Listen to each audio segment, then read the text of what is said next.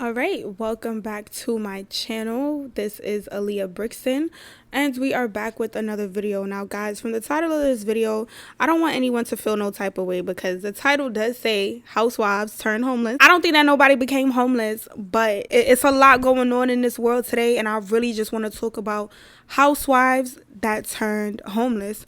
So too often as women, we are driven with this idea of being a stay-at-home mother, taking care of the kids and nurturing the household. Now oftentimes this way of living leaves women depending on their spouse in order to support not only the household but themselves. But what happens when your spouse is ready to try new things and take on a new woman? What happens when they're ready to leave you in the dust and continue on with someone new? After years out of the workforce and years of letting yourself go to take care of the household, you're left with almost nothing if a prenup is put into place that does not benefit you. Too often, this is a story that we hear playing out with divorce, and that comes as no shocker when we look at celebrities.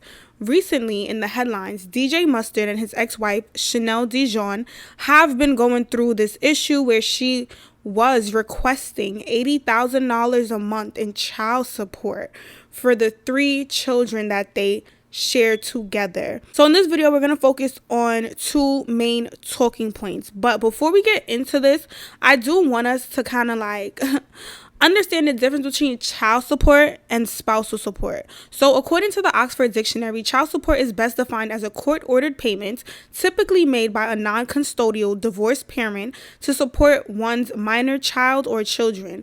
It is important to note that child support varies from person to person as well as state to state. When it comes to child support, it is to be used for the basic needs of the children involved in the case.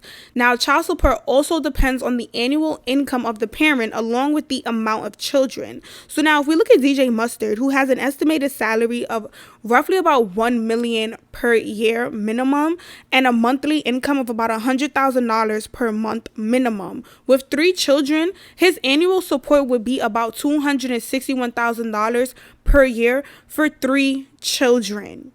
That would bring his monthly payments to about $21,000 per month, particularly in the state of New York. Therefore, that means that each child would be allocated $7,000 per month to live their life and live out their basic necessities. When you look at someone who's making, let's say, about $100,000 per year with the same 3 children, their annual child support would be $26,100 per year with monthly payments of $2,175. So when we speak about child support, please keep in mind it is income based and will vary. Oftentimes people love to scream that's too much money for a child, but understand that basic needs for children vary based on the type of financial household income they come from. When we talk about child support, we also need to tie in spousal support, because if someone was your wife for X amount of years, or your husband or your significant other, however they want to identify, and did not work and helped you reach your dreams,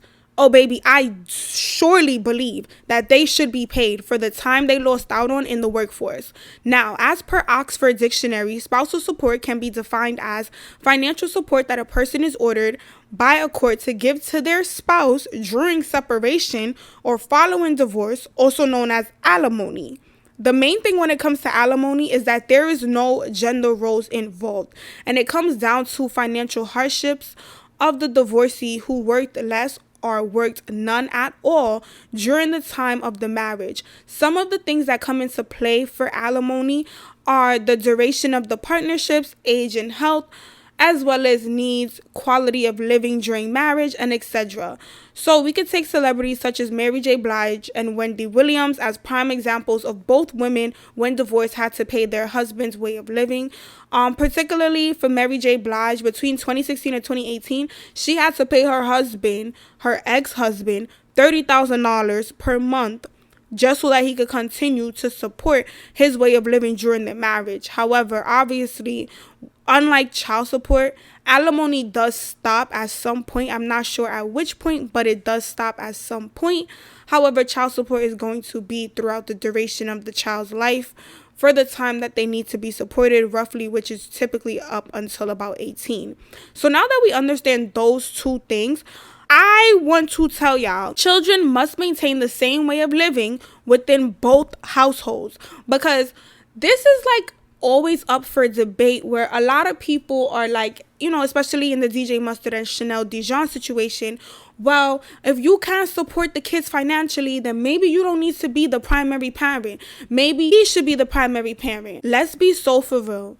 This man is probably going out to clubs to promote his songs and his music. He's probably doesn't even know what the children's favorite meals are, because he's so busy building his career that he does not have the same relationship that the mother will have. When we're talking about the well-being of a child, we're not always talking specifically about the financial aspect of the child, but also their mental and emotional well-being.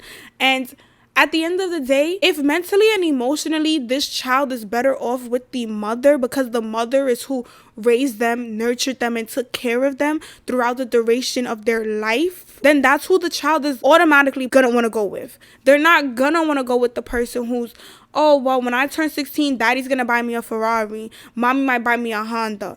Girl, don't nobody care about that. People care about, making sure that the child is good mentally and emotionally, as I stated before. So now, when people say that the children have to maintain the same way of living within both households, right?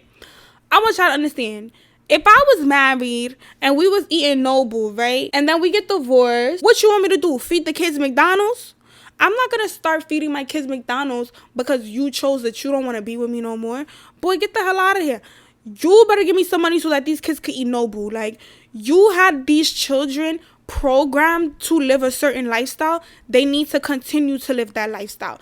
It is unfair for a child to already have to be in the middle of a divorce, but then also have to be going from one house where they're, living this way, and then into another home where they're living a completely different life. Children need as much stability as possible, mentally, emotionally, and financially. And at the end of the day, if that means that dad has to come out of pocket, or mom has to come out of pocket, or the non-custodial parent has to come out of pocket to allow the child to maintain that, then that's what needs to happen in order to ensure a successful upbringing for the children that are involved. Now, let's just cut to the chase. Being a stay-at-home mom, that's a full-time job. Like, being a stay-at-home mom is literally a full-time job. Like, I can't stress this enough to you guys. A lot of times people love to be like, oh, you get to stay home with the kids and this and that. It's a full-time job. Like, being a stay-at-home mom is a lot. Oftentimes you'll find that a woman would have been, let's say she was 23, married, stay-at-home mom, she had one kid. Then at 26, she had another kid. Then at 29, she had another kid. Then at 32, she had another kid. And she stayed at home all of these years to raise these children. Do you understand how out of touch she is with the workforce? Do you understand what it takes to raise 4 children? It's a lot of work, and it's not easy, and they're already not being compensated financially for that. And not only are they having to raise these children, but they also have to make sure that home is fine and dandy when dad comes home.